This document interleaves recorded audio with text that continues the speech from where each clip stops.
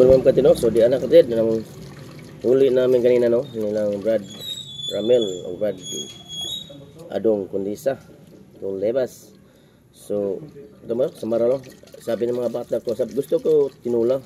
Tapos sabi ng mga bata ko na paksiw lang daw, paksiw na sa Maral o Kitong.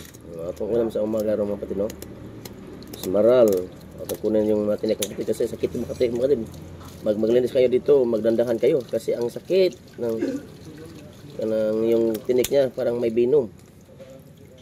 Hanap ng albularyo pag matinik ka dito, pag hindi ka manos hindi ma-hospital pa ka kung hindi ka guantas ka sakit no. Sakit mo kasi kailangan gamitin ang gunting natin.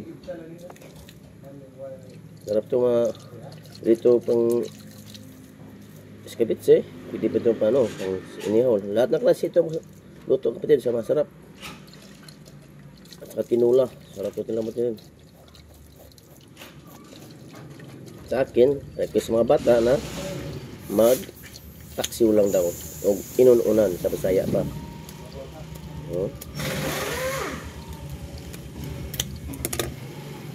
Sarapan ito mga kapatid. Lispit na nito maya.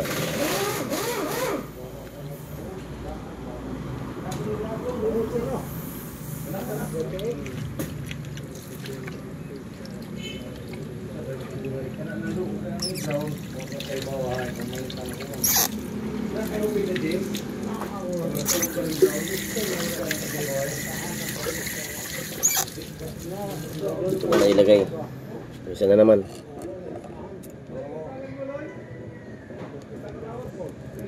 Tinik ng Samaral, sarap makatinik. Iiyak ka. Pero sarap din kainin to. Sarap kainin to mga kapatid. Kahit masakit ang tinik.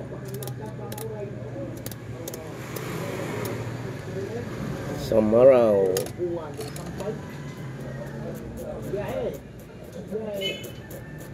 Ano yung mga liit yung hindi mga iba luto na ito sa akin hindi pa kasi may maliit na kaliskis to, hindi nila alam.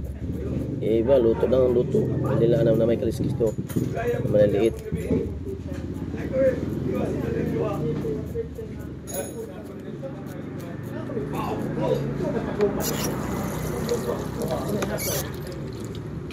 Apat na paraso ito mga kapatid. Samaral o Kitong sa amin dito tawag, sa iba Samaral. Sa amin dito sa Bisaya ang tawag naman dito Kitong. Sarap ito mga kapatid no. Sarap ito.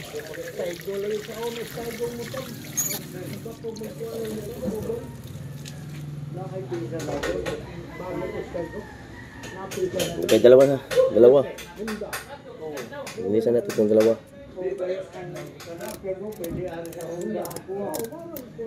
So, sa ganahana, anong luto sa inyo to? Paki-comment po, anong sarap ng luto sa inyo to? Thank you so much, paki-like and share naman dyan. Anong pangalan sa inyo to? Dito sa amin, sa Maral o Kitong. Comment kung anong sarap na luto to. Bye bye, and God bless all. Amping lagi.